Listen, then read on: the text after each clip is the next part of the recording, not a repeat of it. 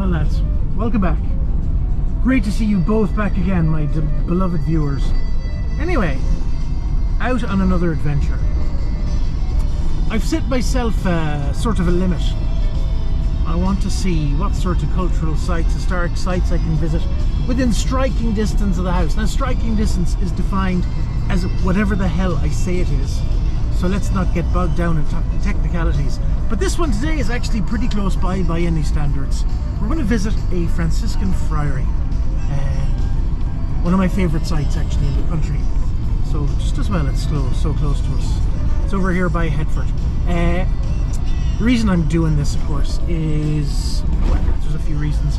First of all, this friend of mine back in the States who has an unhealthy obsession with Croagh Patrick, Karina, asked me once upon a time to send videos and pictures and whatnot of all the places close to home, so she could live vicariously through my Irish adventures. So this is all inspired by you, but also coming back to Ireland from the States, I'm kind of struck once more just by the depth of history and the proximity of all these cultural sites to where you live. Like, no matter where you are in the country, within a few k's of your front door, there's going to be something amazing to see. And most of it's just sitting in fields or in churchyards or wherever, but very accessible.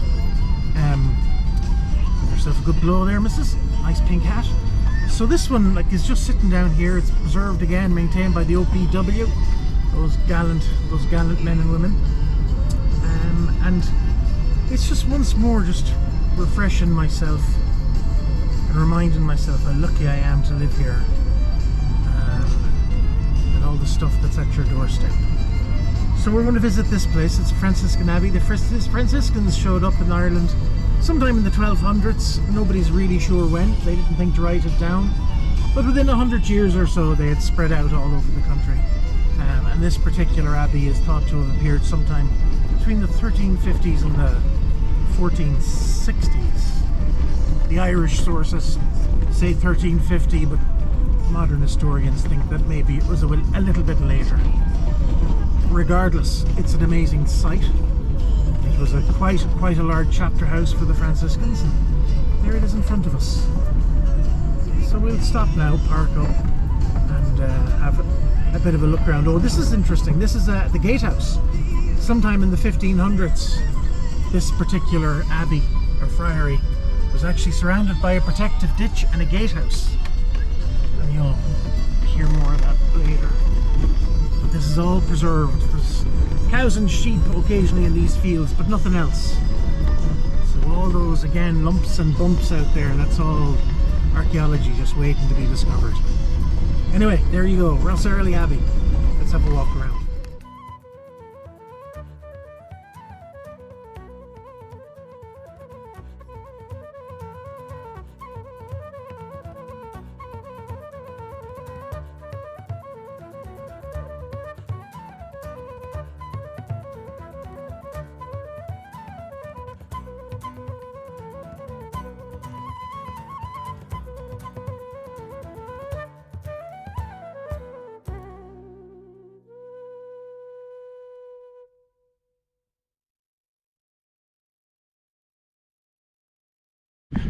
So, Errily Abbey.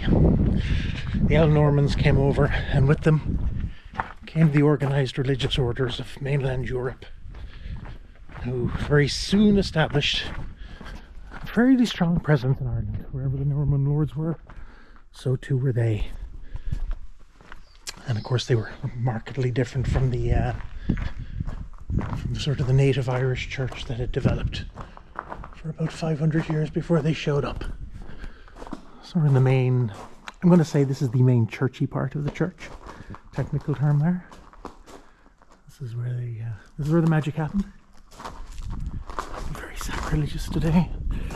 And this order was set up sometime, or this friary was set up, like I said, sometime between 1350 and 1460. Nobody's really sure when. And they came under the protection of the local Norman lord, de Burgo. A very common name now today in Galway is Burke, which is the hibernicized version of the de Burgos, who became very established, and like all the other early Normans, intermarried, settled with the Irish, and as they say, became more Irish than the Irish themselves, which for this particular friary was a real blessing. The monks lived here very happily. You can see the roof there, look at all that plaster still in place. Hard to imagine this all just pristine and white and glowing, light coming in from those windows. Totally different atmosphere.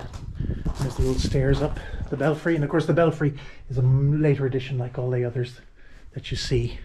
Through this door here, here's our cloister. Nice little cloister. This particular friary is notable because it has two cloisters, which kind of shows how popular it became and how large it was at one stage, but you can see that for yourselves. You've got this lovely architectural features on all those windows, all that medieval stonework. Look at it. Oh, I'm really off form today. I don't know the names for any of those truncheons and whatnot. I should, but there you go. Even Archimedes nods. Anyhow, so these lads were here. Their local lord and benefactor was de Burgo, and they thrived until along came Henry VIII and his fondness for wives and the disestablishment of the church. And this friary was seized, its lands dispersed, and then came the penal laws under Elizabeth I. The monks were dispersed again. But at every turn, oh look at this place, it's just magical, isn't it? This is just here, like, it's crazy. What's that? Oh, that's probably just staircases above that were there once upon a time. Aren't there anymore? But yeah, at every turn, when the English were persecuting and throwing the monks out, de Burgo would step in, the Earl of Clonrickard, and return the friary to them and allow the monks to return. So it was in and out and in and out all the time. Happened under Elizabeth, happened again with Cromwell in the 1640s. His troops, of course, did a particularly pleasant job. Now, I don't know if you can see it with this thing. See it over there? The remains of a church, or sorry, crucifix. Lovely bit of stonework. But Cromwell's boys showed up and they even dug up burials, looting, destroying, smashing religious effigies. Like that one over there, broken by Cromwell's troops. But de Burgo stepped in again, and the monks returned again, and so on and so forth through the 1640s.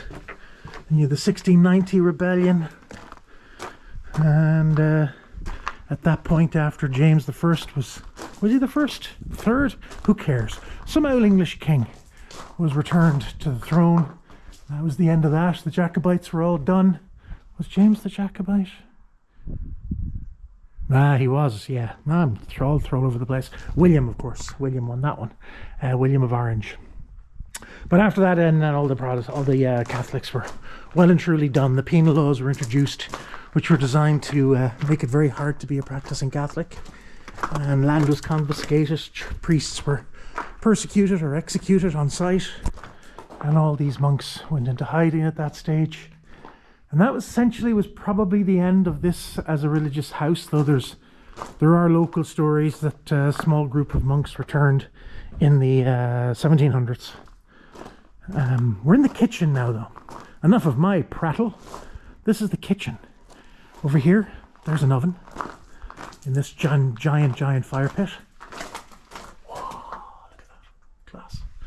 This is where the monks would have made their bread. Here's a particularly unique feature. A fish tank that would have been filled from live water from the Black River that's down here. And this is where they would have kept their fish actually alive till ready to be eaten. We've got some sort of drain here. No doubt food prep, water dispersal. Another drain on the hole over there. We go through this little door. And the dormitories, now the monks would have slept overhead here when there was an overhead. This is the refectory. This is where the monks would have eaten. But at every stage, like de Burgo really did all he could, and all his, when I say he, we're talking generations of Burkes that were benefactors and protectors of this abbey as best as they could Not quite sure. This is where they put the bold monks. What am I saying? Of course I know this is the naughty monk room. In you go, naughty monk. But you can see again, like, here's the evolution of this place over the years. Like, this clearly was never intended, but it happened as they added on. This building was added on, and then this building was added on, and they had this little, and they ended up with the naughty monk room. Bad monk. Who's a bad monk?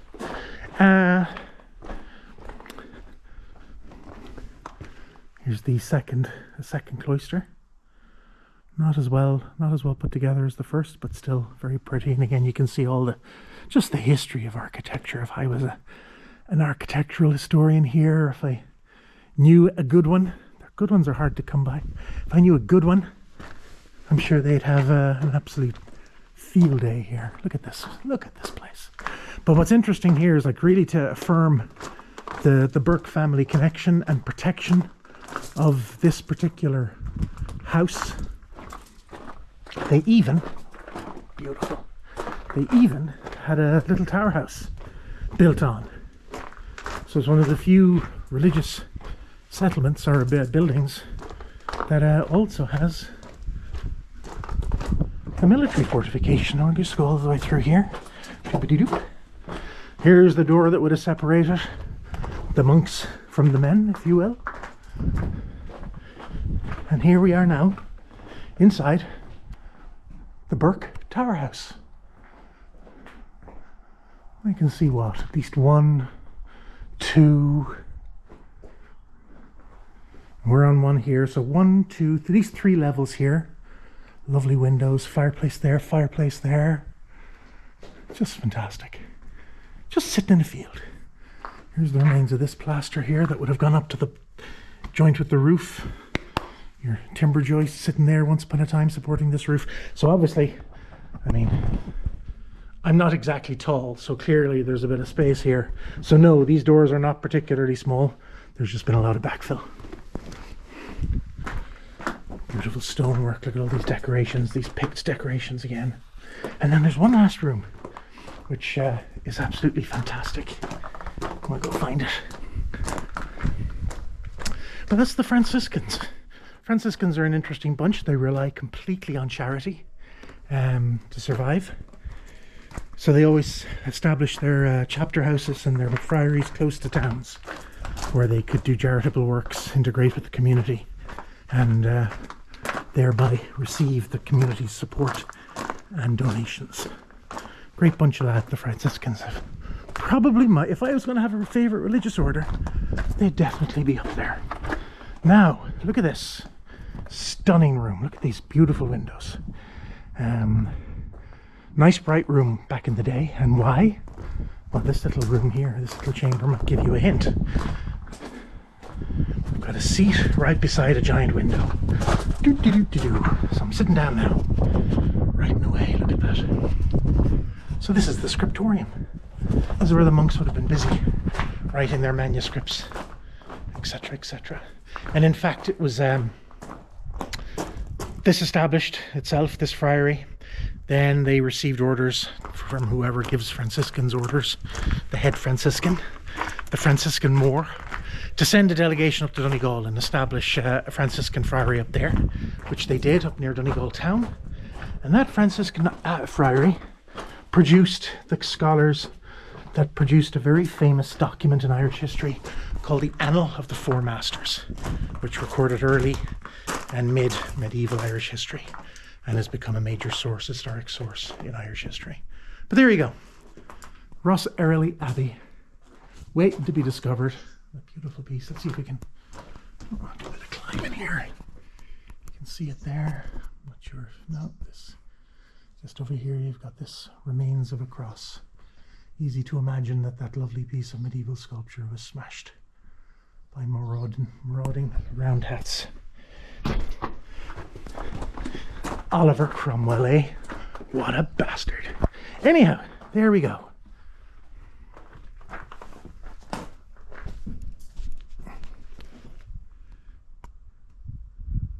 Fantastic. Until next time.